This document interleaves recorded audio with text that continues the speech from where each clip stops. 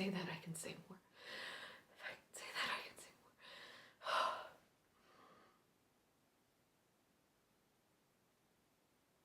That boy in there, his face uncovered something.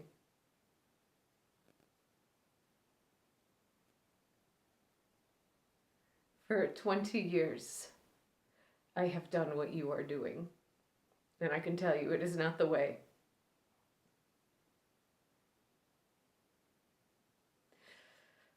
For 2 years, we'd been married. Married 2 years. He had a chance to go north on a whaler. Time's hard. He had to go. A year and a half.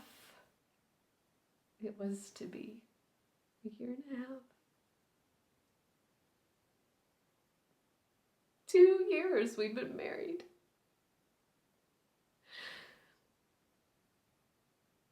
The day he went away, the days after.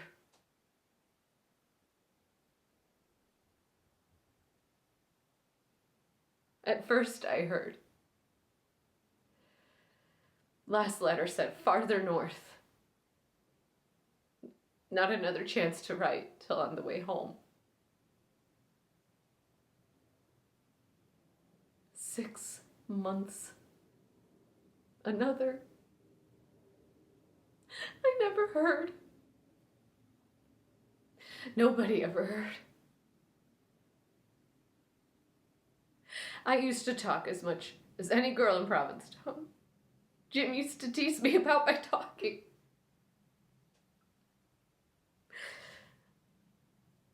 But they'd come and talk to me.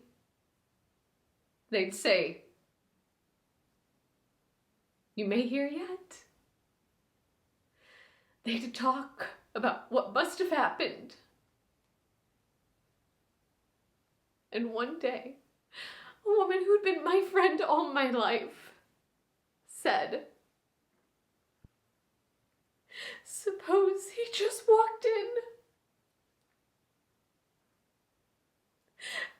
I got up and drove her from my kitchen. From that time until this, I haven't said a word that I didn't have to.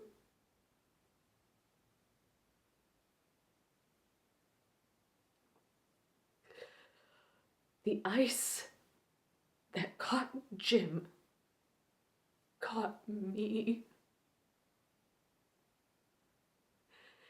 It's not the way.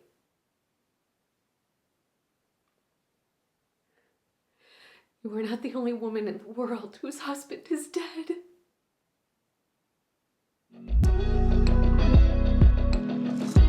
This monologue was very interesting to me, and it's a little bit different than a lot of monologues, and I'm curious to see if you picked up on that, and we'll also talk about it here in this breakdown. This monologue comes from a play called The Outside, which is by Susan Glaspell, and she workshopped it with like a summer stock theater when it was written in the early 1900s. First, I love to highlight historical female playwrights. I think it's a lot of fun. There's a lot of white men who wrote a lot of the classics. So when I can find a playwright that's from an underrepresented community, it's nice to highlight it if I can fit the casting specs and things like that. So for this play, very briefly, it centers around 2 women that are grieving their marriage in different ways. Well, for different reasons, I should say.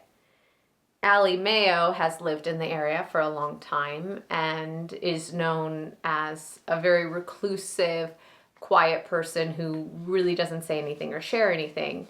And this monologue, we learn why. The other character, Mrs. Patrick, has arrived in town and is trying to shut everybody out. And she actually had Allie Mayo come work for her because she knew that she was not someone who was chatty or would try to become friends or anything like that. So there's a lot of imagery in this play and how it's set up, and I won't get into it. It's really short, give it a read, but it can be, even though it's short, it can be quite dense because there is a lot of this imagery within the play and nothing is very directly said. So it's a challenge, but it also can be really fun for the actor or the director or producer to figure out, okay, so what is the life going on underneath these words? And this monologue is one of those classic traps where it can seem like this monologue is just a storytelling monologue talking about her dead husband. And while Allie is talking about her dead husband, what we really need to focus on as the actor here is it's not the way. And the last line, as you know, or as if you may have seen in my other videos, is often a clue into what the monologue is really about, which here is, you're not the only woman in the world whose husband is dead. And that can seem, and the first time I read it, I thought, oh, Allie's like coming for her. But upon further reflection, I kept thinking, why does Allie now decide to finally break her silence? Because she's known classically as someone who does not speak unless she has to, right? Like speak when spoken to. And it is really a warning to Mrs. Patrick that if you continue to shut everybody out, you will be miserable. And it's not the way. And you can't shut everybody out because you're going to become like me, where you get too far gone into your own being completely locked and stuck. So this is really a warning. It's really to help Mrs. Patrick move through her grief as Allie understands it so that she doesn't become like Allie. And so the last line, you're not the only woman in the world whose husband is dead, isn't anger. It's not a threat. It's more like a plea, or I'm blanking on the word right now, but like you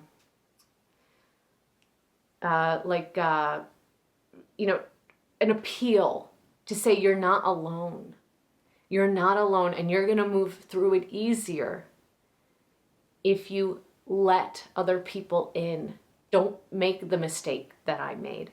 So that story about the friend in her whole life who said that thing to her that at the time was like the most offensive, terrible thing that someone could have said to her in her grief. She ruined that friendship because she was angry, and now Allie doesn't feel like she can get it back. So she's grieving for the friend and her husband, but really for that friend. So this is a really good, challenging monologue, because if I think, and I've never seen it staged, but I think if it's played angry, it's not going to land. And if it's played just without any action, without something that you're trying to help Mrs. Patrick achieve, it's also not going to land. It has to just have that inner life, that inner pain that Allie, there's tons of stage direction that Susan Glaspell put in here, but that Allie is trying to, keep at bay during the whole thing. She's surprising herself during this monologue, and really half of the monologue is direction from Susan Glaspell. Some of it I did, some of it I didn't, some I couldn't because of staging and things like that. But I sat with this monologue for a really long time. I read it a lot until it finally clicked, because I always ask, but what is really going on here? What is really going on here? It's easy to say these two women are fighting about what grief really is. That's not what that is.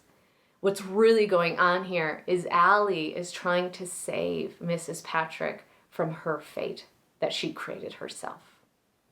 Anyway, this is the stuff that I get so excited about, that I love doing, and I love when it like unlocks and like shows itself to me as I'm working on it. If you have these moments, please, pop it in.